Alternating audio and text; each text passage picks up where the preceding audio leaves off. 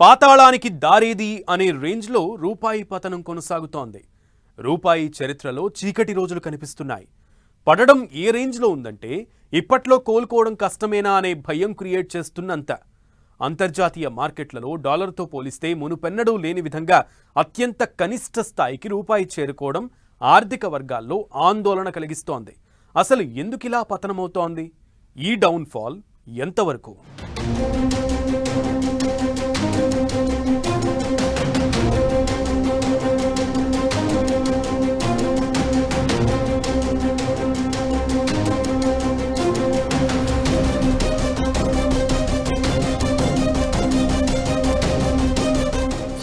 పాతాళానికి దారేది అంటున్న రూపాయి, జీవితకాలపు కనిష్టానికి పడిపోయిన రూపీ, రోజు రోజుకు పడిపోతూ చెత్త రికార్డులు. రూపాయి విలువ పతనం ఎంతవరకు? అసలు ఈ పతనానికి కారణాలు ఏంటి? డౌన్ఫాల్ అడ్డుకునేందుకు సర్కార్ చర్యలేంటి?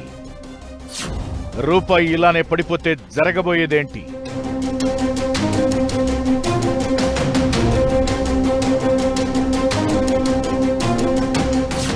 మనిషి ఆశలు, ఆశయాలు, కలలు అన్నీ రూపాయి చుట్టే.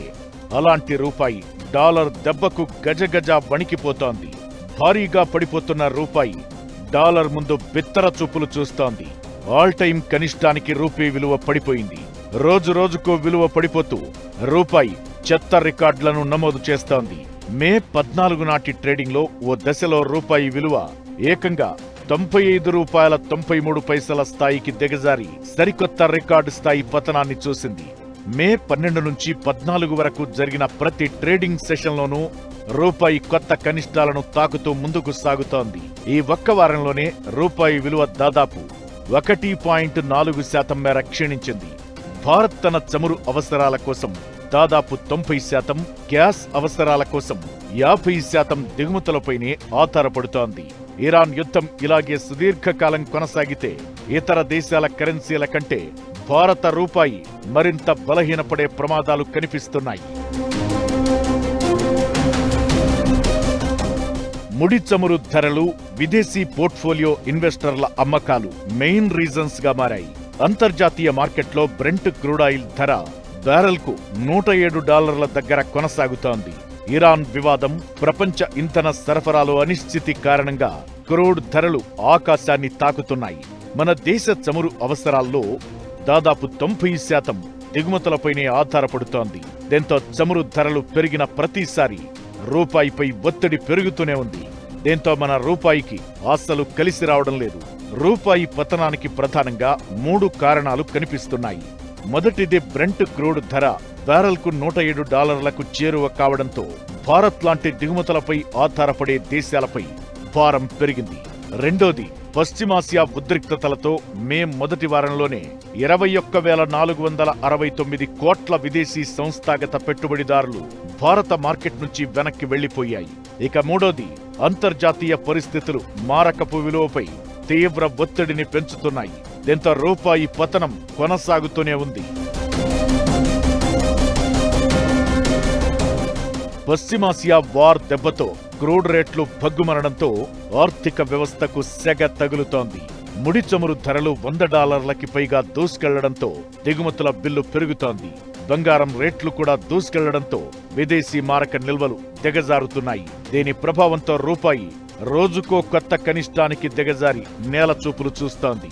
ఇలాంటి పరిస్థితుల్లో ప్రధాని మోదీ దేశ ప్రజలకు చేసిన సూచన దేశవ్యాప్తంగా అటు పరిశ్రమ వర్గాల్లో ఇటు జనాల్లో సంచలనం రేపుతోంది. ఎకానమీకి దన్నుగా విదేశీ మారక ద్రవ్యాన్ని ఆదా చేయడం కోసం పొదుపు చర్యలు పాటించాలంటూ ఆయన పిలుపునిచ్చారు. బంగారం కొనుగోళ్లను ఏడాది పాటు వాయిదా వేసుకోవాలని, పెట్రోల్ డీజిల్ వాడకాన్ని తగ్గించేందుకు సాధ్యమైనంత వరకు వర్క్ ఫ్రం హోం చెయ్యాలని, ఎలక్ట్రిక్ వాహనాలు వాడాలని అన్నారు. విదేశీ ప్రయాణాలను వాయిదా వేసుకోవడం, వంట నూనెలు, ఎరువుల వినియోగాన్ని తగ్గించుకోవాలని చెప్పారు.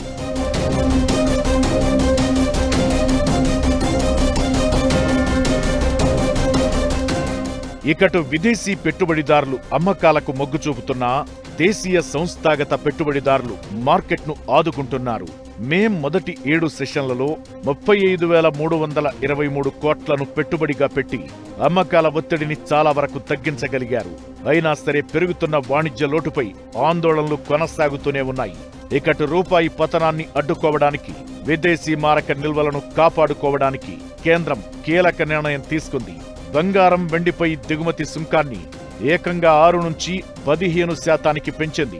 మే 13 నుంచి అమల్లోకొచ్చిన ఈ కొత్త నిబంధనల ప్రకారం 10% ప్రాథమిక కస్టమ్స్ డ్యూటీతో పాటు 5% అగ్రికల్చర్ సెస్ చెల్లించాల్సి ఉంటుంది. ఇది కేవలం బంగారం, వెండికే కాకుండా ప్లాటినం, పారిశ్రామిక విలువైన లోహాల దిగుమతులకు కూడా వర్తిస్తుంది.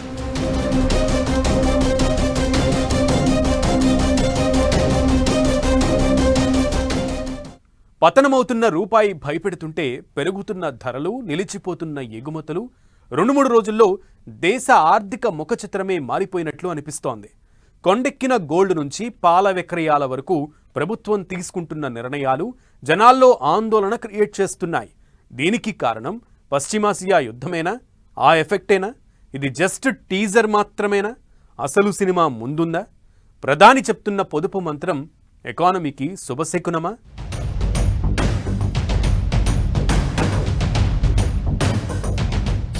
రూపాయి పతనం, పెరుగుతున్న ధరలు, మారిపోతున్న ఆర్థిక వ్యవస్థ ముఖచిత్రం. ఇది టీజరేనా? అసలు సినిమా ముందుందా?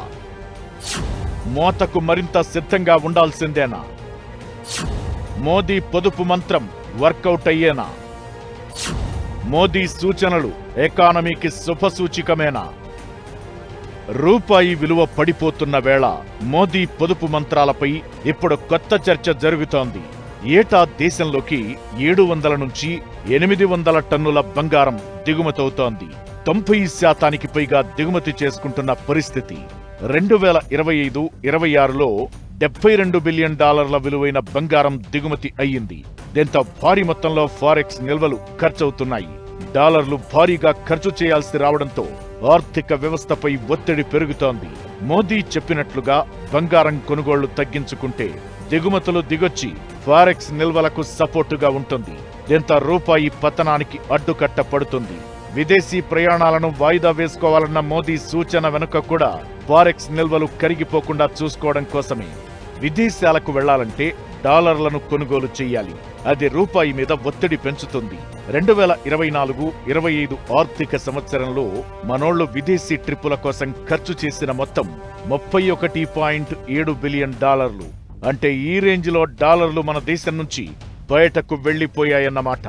మోదీ సూచన పాటిస్తే ఈ భారం తగ్గుతుంది. రూపాయి పతనానికి బ్రేక్ పడుతుంది.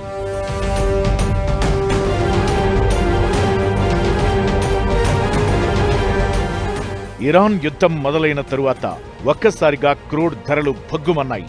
దీంతో దిగుమతుల భారం భారీగా పెరిగిపోతోంది. భారత్ చమురు అవసరాల్లో 90% దిగుమతి చేసుకోవాల్సి రావడం, హర్మూజ్ జలసంధిలో అడ్డంకులతో సరఫరా తగ్గడంతో రేట్లు ఆకాశానికి చేరి దిగుమతులు గుదిబండగా మారుతున్నాయి. 2025-26లో భారత్ $134.7 బిలియన్ విలువైన క్రూడ్ ఆయిల్ దిగుమతి చేసుకుంది. అయితే పెట్రోల్, డీజిల్ ధరలు పెంచకుండా జనాలపై భారం పడకుండా చూస్తోంది కేంద్రం. రేట్లు పెంచకపోవడంతో ఆయిల్ కంపెనీలు రోజుకు 1700 కోట్ల ఆదాయం నష్టపోతున్నాయి. దీంతో పెట్రోల్, డీజిల్ వినియోగాన్ని తగ్గించుకోవడం కోసం ఎలక్ట్రిక్ వాహనాలను వినియోగించుకోవాలని, కంపెనీలు వర్క్ ఫ్రం హోం అవకాశం కల్పించాలని, కార్ పూలింగ్ తో పాటు మెట్రో రైళ్లు, ఇతరత్రా ప్రభుత్వ రవాణా సదుపాయాలను వాడాలంటూ మోదీ సూచించారు. దీంతో క్రూడ్ దిగుమతులకు అడ్డుకట్టపడి ఫారెక్స్ నిల్వలపై ఒత్తిడి తగ్గే ఛాన్స్ ఉంటుంది. ఇది రూపాయి స్థానాన్ని కాస్త పదిలంగా ఉంచుతుంది. ఇకటు పెట్రోల్, డీజిల్ ధరలు పెరుగుతాయా అంటూ దేశమంతా ఆందోళనతో చూస్తున్న పరిస్థితి. ప్రధాని మోదీ స్వయంగా ఇంధన పొదుపు గురించి మాట్లాడడం, వర్క్ ఫ్రం హోం వంటి సూచనలు చేయడం చూస్తుంటే పరిస్థితి తీవ్రత అర్థమవుతుందనే అభిప్రాయాలు వినిపిస్తున్నాయి. పశ్చిమాసియా సంక్షోభం ముదిరితే చమురు దిగుమతులు భారత్ ఆర్థిక వెన్నెముకను దెబ్బతీసే అవకాశముందని నిపుణులు అంటున్నారు. చమురు సంస్థలు భరిస్తున్న నష్టాలను ఎంతకాలం ప్రభుత్వం భరించగలదనేది ఇప్పుడు అతిపెద్ద ప్రశ్న. ఇకటు దేశీయంగా చక్కెర ధరలు ఆకాశాన్ని తాకకుండా ఉండేందుకు సెప్టెంబర్ 30 వరకు ఎగుమతులపై ప్రభుత్వం నిషేధం విధించింది. ముడి, శుద్ధి చేసిన చక్కెర విదేశాలకు వెళ్లకుండా అడ్డుకోవడం ద్వారా స్థానిక మార్కెట్లో సరఫరాను పెంచి ధరలను అదుపులో ఉంచాలన్నది సర్కార్ వ్యూహం. ఎన్నికల తరువాత పరిస్థితుల్లో ద్రవ్యోల్బణం పెరగకుండా ఉండాలంటే ఇలాంటి చర్యలు అవసరమని అధికారులు అంటున్నారు.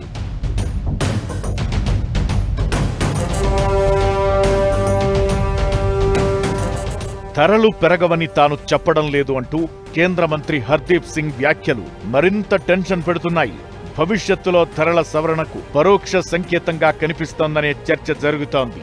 ప్రస్తుతానికి ప్రభుత్వం కేవలం పొదుపు చర్యలతోనే గండం గట్టెక్కాలని చూస్తోంది. గ్లోబల్ మార్కెట్లో బ్యారెల్ ధర కాని అదుపు తప్పితే దేశవ్యాప్తంగా రవాణా వ్యవస్థ స్తంభించక ముందే ఇంధన ధరల బాదుడు మొదలయ్యే అవకాశాలు క్లియర్గా ఉన్నాయి. ఇకటు రూపాయి విలువ నిరంతరం క్షీణించడంతో దిగుమతులు ఖరీదుగా మారడమే కాకుండా దేశంలో ద్రవ్యోల్బణం పెరిగే అవకాశముందని నిపుణులు హెచ్చరిస్తున్నారు. వీటికి తోడు విదేశీ ఇన్వెస్టర్లు తమ పెట్టుబడులను వెనక్కి తీసుకోవడం కూడా రూపాయికి ఊపిరి సలపనివ్వడం లేదు. ఆర్బీఐ ఈ పతనాన్ని అడ్డుకోవడానికి ఎలాంటి చర్యలు తీసుకుంటుందనేది ఆసక్తి రేపుతోంది.